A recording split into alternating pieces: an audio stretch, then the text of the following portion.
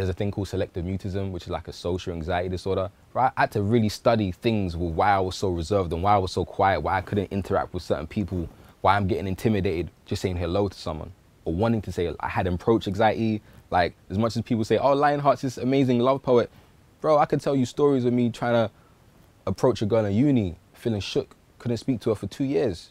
We just walked past each other saying hello, that's it. Like, there were so many things that would make me feel so confined as a human being.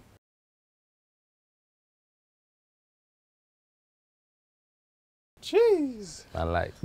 Man, like Lionheart. Yeah, bro.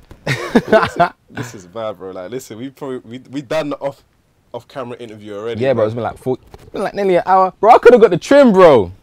It's alright, bro. You're still Lionheart. Still Lionheart, bro. Bro, thank you for coming down at short notice, man. Thank you for having me, man. Like, seriously, the honor is mine. Like, you don't even realize. No, honor is mine. But it's amazing how our paths crossed, like, in person. We were at Yomi's event. Yeah. And I remember, like, I've heard, you know, I hear, you know, and then I was like, you meet the person, and I think that's what the internet does. You start realizing, you remember seen someone. Work. Yeah, it's people's work. Subjectivity. Brav. Wow. Brav.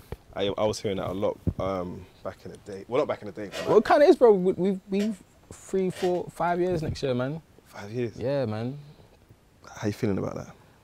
To know that something started from a conversation with me and my brother, where they're talking like for 3 hours on like life, like psychology, like all these things that most of my friends weren't talking about at the time, and to realize there were a tribe of people who wanted this just as much as we wanted this, and they're there every month, bro, just wanting to talk.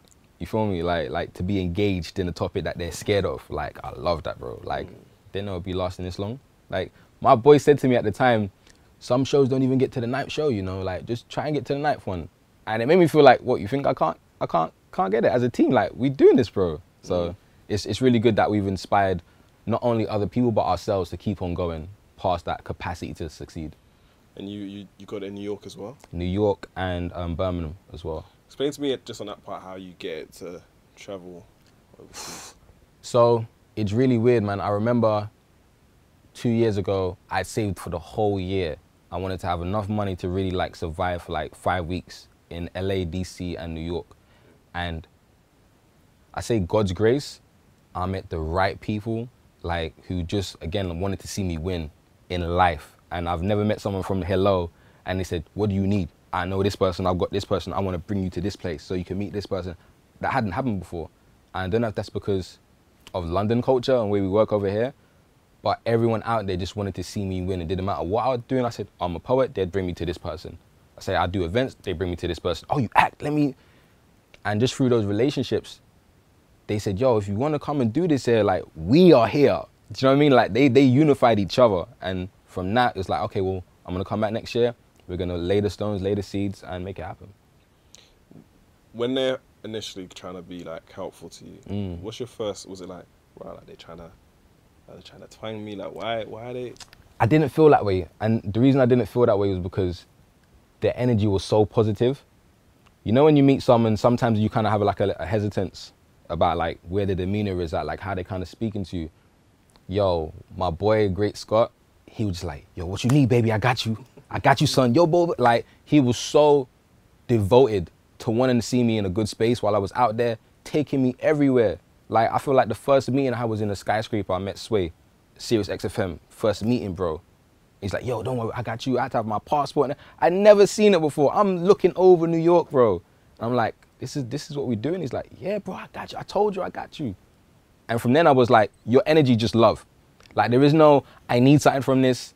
It was just love. And I feel like because of that, I entered a new realm of being in a different entertainment industry, man. Like, they just were really about networking and like seeing people grow, man. And that kind of made me loosen up with my London attitude to things. Like, I came back giving emails to everyone. It's like, listen, if you need this person, that's their email. Reach out to them. Because that's what they were like. Really weird, man. I remember there was one time one of my friends, like, he heard one line of mine in a poem and he just remixed it. Like, literally just remixed it. And I was at shows when he was performing it and I would see the reaction go like crazy, like, ah. And in my mind, he never hit me up and was like, yo, you know, I took that kind of thing. And it just made me feel like I inspired you that much that you felt like you had to have something just in line with it or your own version of it. So when I do something that me and my co-founder, sorry, yeah, like when we do something collectively and other people feel like they want to kind of use that as a blueprint, use it. It's not a thing where I feel like, oh, because we're doing it, you can't do this now.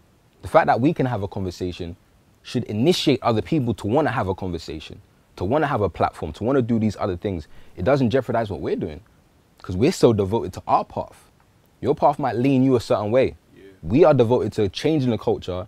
We've got two slogans, right? One is making room for wider conversation. So if other people see us doing this and want to make room for wider conversation, we're doing our job, right? The second thing is we want to be the new chains for conversation for the next generation.